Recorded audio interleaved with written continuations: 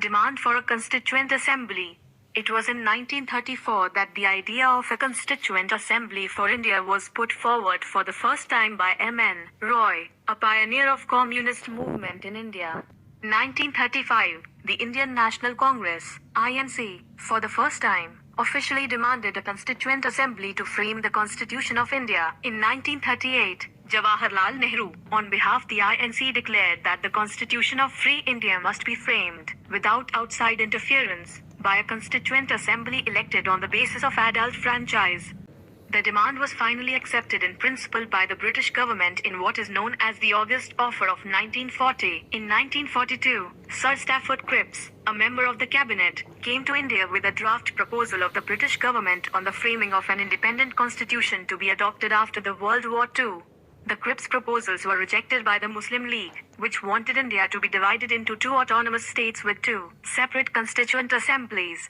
Finally, a cabinet mission was sent to India. While it rejected the idea of two constituent assemblies, it put forth a scheme for the Constituent Assembly which more or less satisfied the Muslim League. Composition of the Constituent Assembly. The Constituent Assembly was constituted in November 1946 under the scheme formulated by the Cabinet Mission Plan. The features of the scheme were: 1. The total strength of the Constituent Assembly was to be 389.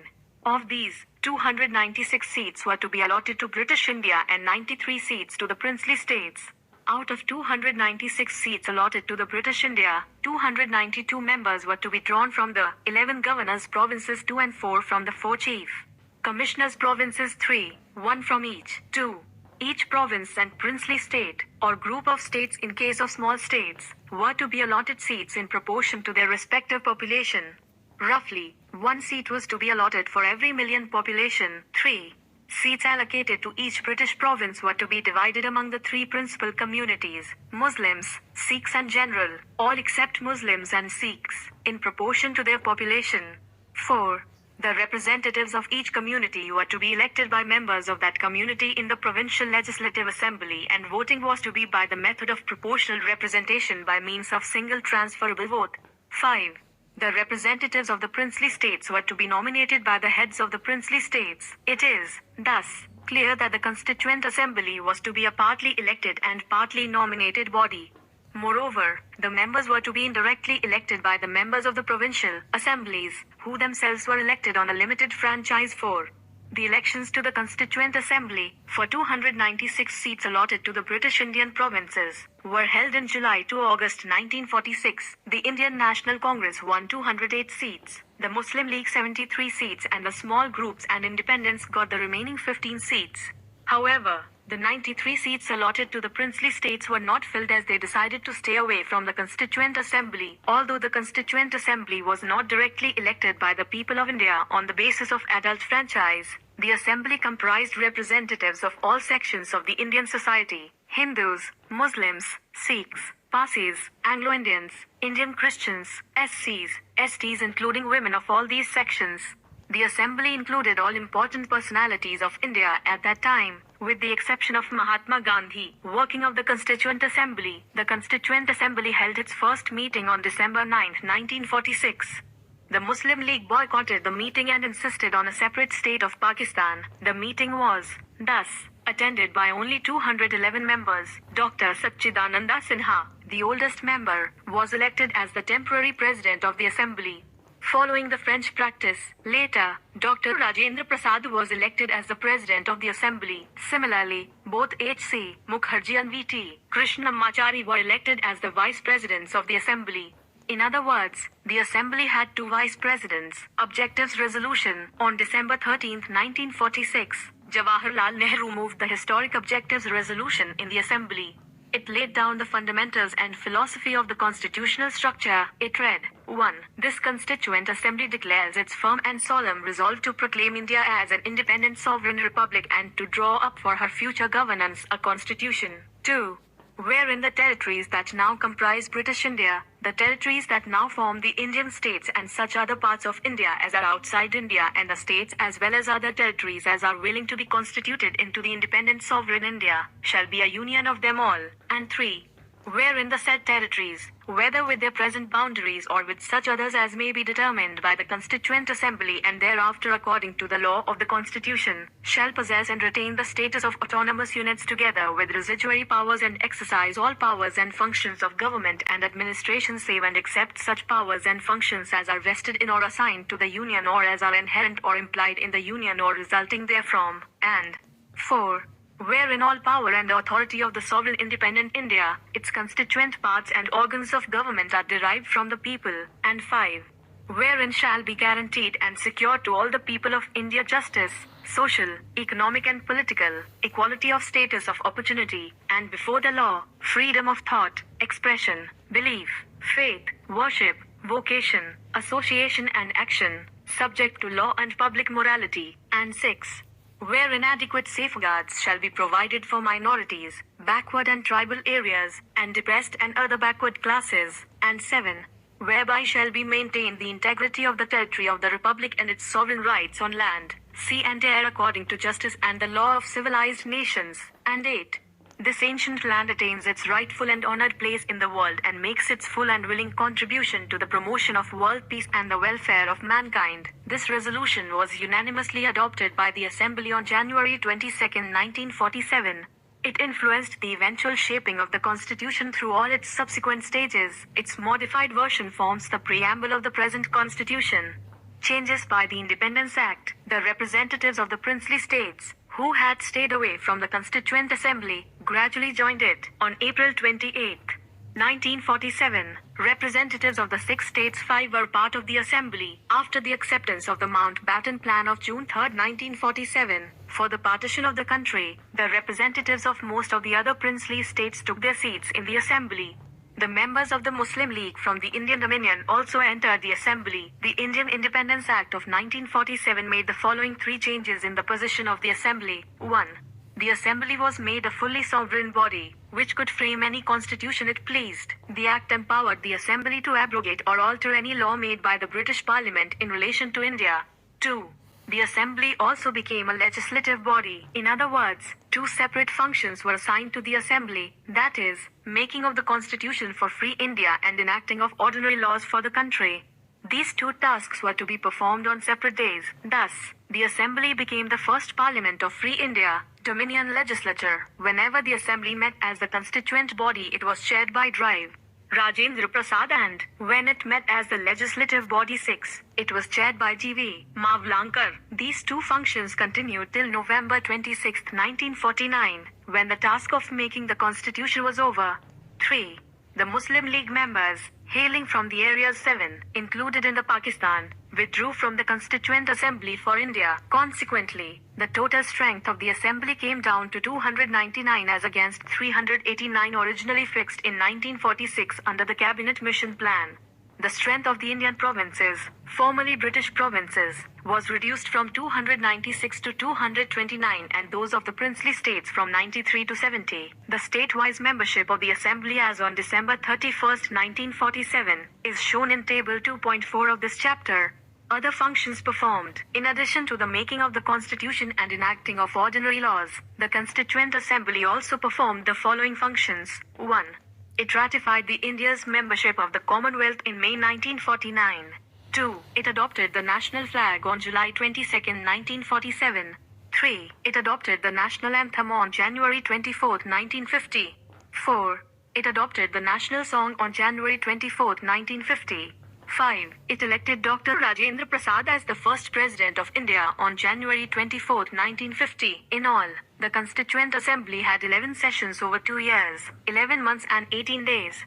The constitution makers had gone through the constitutions of about 60 countries, and the draft constitution was considered for 114 days. The total expenditure incurred on making the constitution amounted to 64 lakh. On January 24, 1950, the Constituent Assembly held its final session. It, however, did not end, and continued as the Provisional Parliament of India from January 26, 1950, till the formation of new Parliament 8 after the first general elections in 1951-52. Committees of the Constituent Assembly. The Constituent Assembly appointed a number of committees to deal with different tasks of constitution making. Out of these, 8 were major committees and the others were minor committees. The names of these committees and their chairmen are given below. Major committees. 1. Union Powers Committee, Jawaharlal Nehru. 2. Union Constitution Committee, Jawaharlal Nehru. 3. Provincial Constitution Committee, Sardar Patel. 4. Drafting Committee, B.R. Ambedkar. 5. Advisory Committee on Fundamental Rights, Minorities and Tribal and Excluded Areas, Sardar Patel. This committee had the following 5 subcommittees. A. Fundamental Rights Subcommittee, J.B. Kriplani. B. Minorities Subcommittee, H.C. Mukherjee. C. Northeast Frontier Tribal Areas and Assam Excluded and Partially Excluded Areas Subcommittee, Gopinath Bardoloi. D. Excluded and Partially Excluded Areas, other than those in Assam, Subcommittee, A.V. Thakkar. E. Northwest Frontier Tribal Areas Subcommittee, 8A. 6. Rules of Procedure Committee, Dr. Rajendra Prasad. 7. States Committee, Committee for Negotiating with States, Jawaharlal Nehru. 8. Steering Committee, Dr. Rajendra Prasad. Minor Committees. 1. Finance and Staff Committee, Dr. Rajendra Prasad. 2. Credentials Committee, Alladi Krishnaswamy Iyer. 3. House Committee, B. Pattabhi Sitaramaiah. 4. Order of Business Committee, Dr. K.M. Munshi. 5. Ad Hoc Committee on the National Flag, Dr. Rajendra Prasad. 6. Committee on the Functions of the Constituent Assembly, G.V. Mawalnakar. 7. Ad Hoc Committee on the Supreme Court, S. Vardachari, not an Assembly member. 8. Committee on Chief Commissioners Provinces, B. Pattabhi Sitaramaiah. 9. Expert Committee on the Financial Provisions of the Union Constitution, Nalini Ranjan Sarkar, not an Assembly member. 10. Linguistic Provinces Commission, S.K. Dar, not an Assembly member. 11. Special Committee to examine the draft Constitution, Jawaharlal Nehru. 12. Press Gallery Committee, Ushanath Sen. 13. Ad Hoc Committee on Citizenship, S. Vardachari, not an Assembly member. Drafting Committee. Among all the committees of the Constituent Assembly, the most important committee was the Drafting Committee set up on August 29, 1947. It was this committee that was entrusted with the task of preparing a draft of the new constitution. It consisted of 7 members. They were 1. Dr. B.R. Ambedkar, Chairman. 2. N. Gopalswamy Iyengar. 3. Alladi Krishnaswamy Iyer. 4. Dr. K.M. Munshi. 5. Sayyid Muhammad Sadullah. 6. N. Madhava Rao. He replaced B.L. Mittal, who resigned due to ill health. 7. T.T. Krishnamachari. He replaced T.P. Khaitan, who died in 1948. The Drafting Committee, after taking into consideration the proposals of the various committees, prepared the first draft of the Constitution of India, which was published in February 1948. The people of India were given 8 months to discuss the draft and propose amendments. In the light of the public comments, criticisms and suggestions, the Drafting Committee prepared a second draft, which was published in October 1948.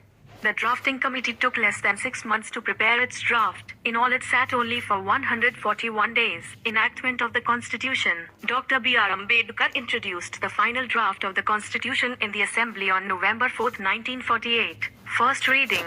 The Assembly had a general discussion on it for 5 days, till November 9, 1948. The second reading, clause by clause consideration, started on November 15, 1948, and ended on October 17, 1949.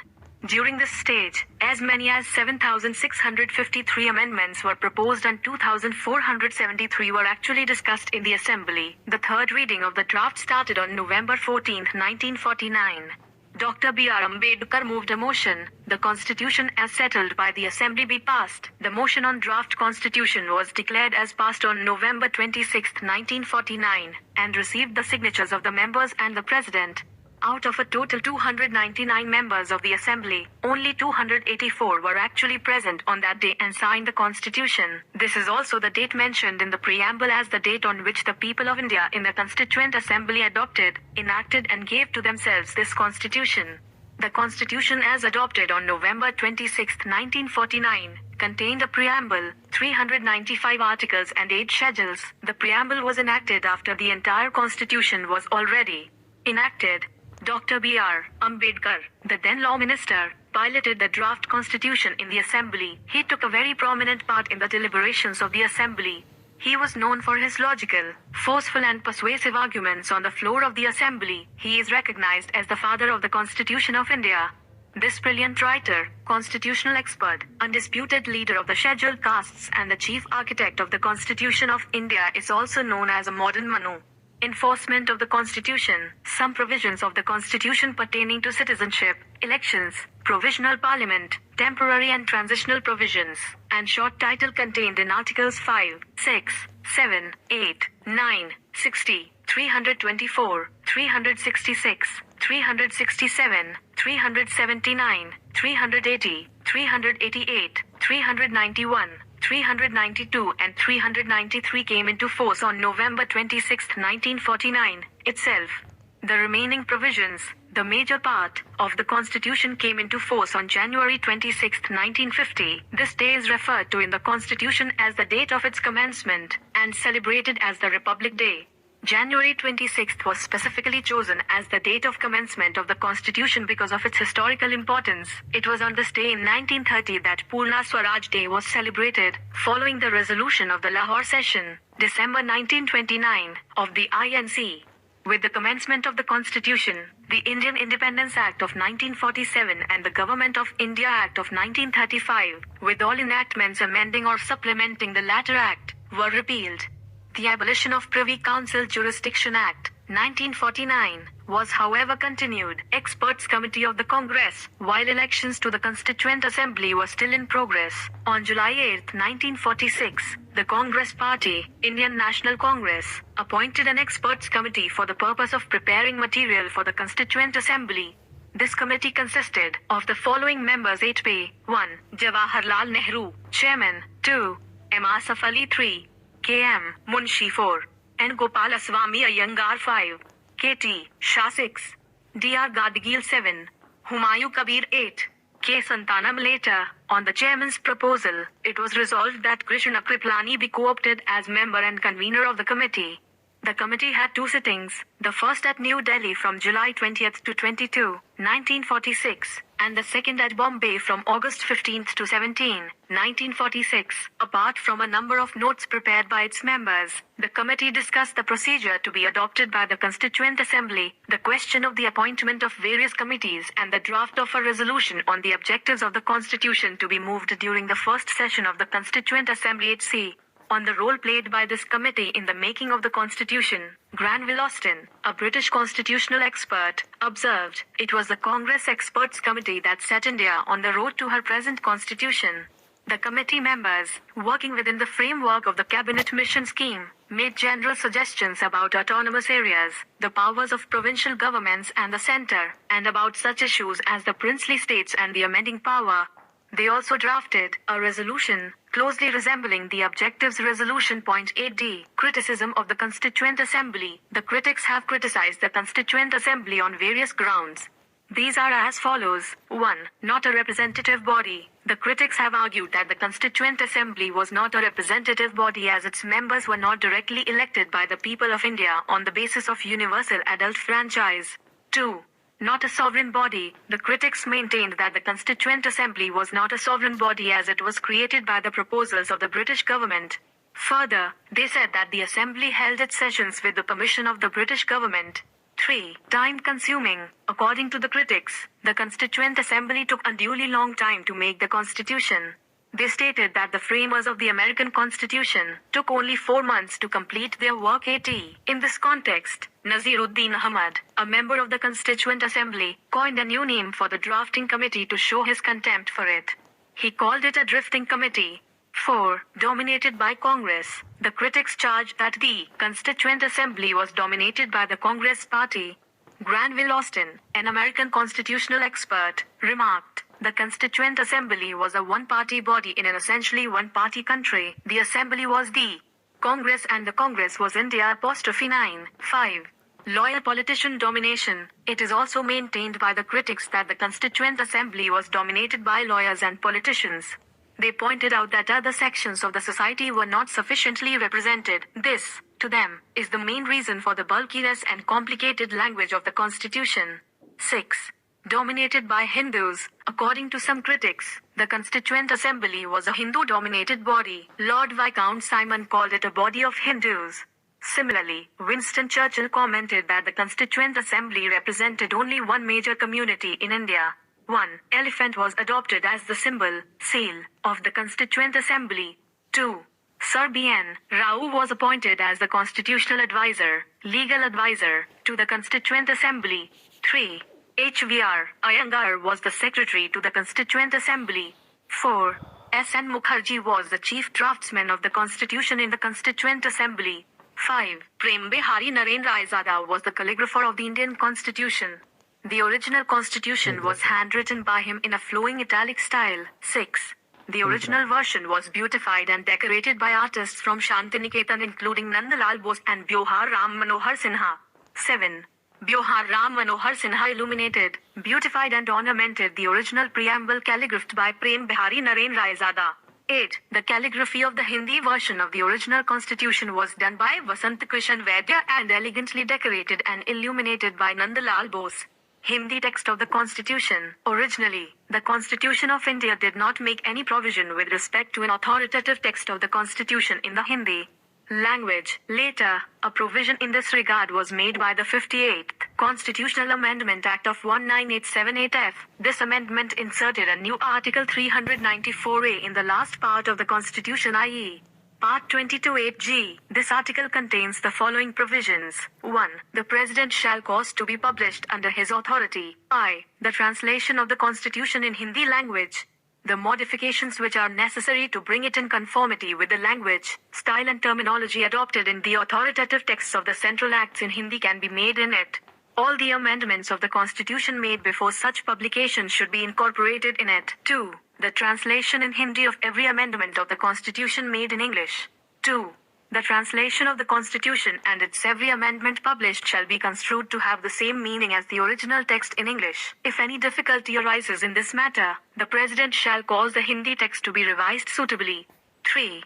The translation of the Constitution and its every amendment published shall be deemed to be, for all purposes, its authoritative text in Hindi. Table 2.1 Allocation of seats in the Constituent Assembly of India, 1946.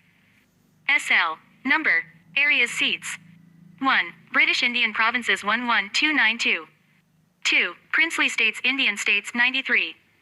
3. Chief Commissioners Provinces 4 total 389 Table 2.2 Results of the elections to the Constituent Assembly July-August 1946. SL. Number. Name of the party seats 1. 1. Congress 208. 2. Muslim League 73. 3. Unionist Party 1. 4. Unionist Muslims 1. 5. Unionist Scheduled Castes 1. 6. Krishak Praja Party 1. 7. Scheduled Castes Federation 1. 8. Sikhs Non-Congress 1. 9. Communist Party 1.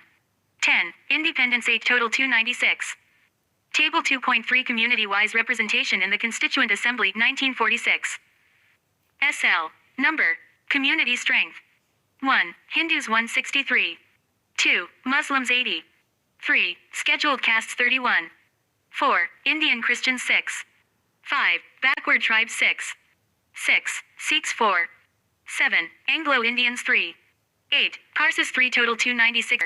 Of members A provinces Indian provinces minus 229. 1. Madras 49. 2. Bombay 21. 3. West Bengal 19. 4. United Provinces 55. 5. East Punjab 12. 6. Bihar 36. 7. C. P and Berar 17. 8. Assam 8. 9. Orissa 9. 10. Delhi 1. 11. Ajmer Merwera 1. 12. Coorg 1B Indian States Princely States minus 70. 1. Alwar 1. 2. Baroda 3. 3. Bhopal 1. 4. Bikaner 1. 5. Cochin 1. 6. Gwalior 4. 7. Indore 1. 8. Jaipur 3. 9. Jodhpur 2. 10. Kolhapur 1. 11. Kota 112. Mayurbhanj 113. Mysore 7. 14. Patiala 2. 15. Rewa 2. 16. Travancore 6. 17. Udaipur 2. 18. Sikkim and Cooch Behar Group 1. 19. Tripura, Manipur and Khasi States Group 1. 20. UP States Group 1. 21. Eastern Rajputana States Group 3. 22. Central India States Group including Bundelkhand and Malwa 3. 23. Western India States Group 4. 24. Gujarat States Group 2. 25. Deccan and Madras States Group 2. 26. Punjab States Group 3. 27. Eastern States Group 1-4. 28. Eastern States Group 2-3. 29. Residuary States Group 4. Total 299. Table 2.5. Sessions of the Constituent Assembly at a glance. Sessions period.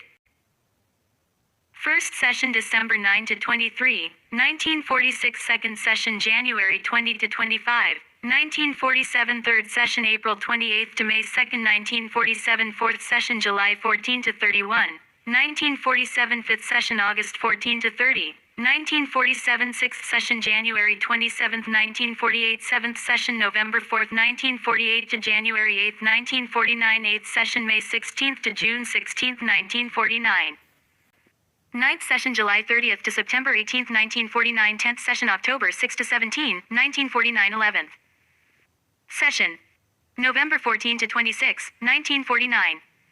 Note: the Assembly met once again on January 24, 1950, when the members appended their signatures to the Constitution of India. Table 2.6. Time taken by the framers of other constitutions. 8H.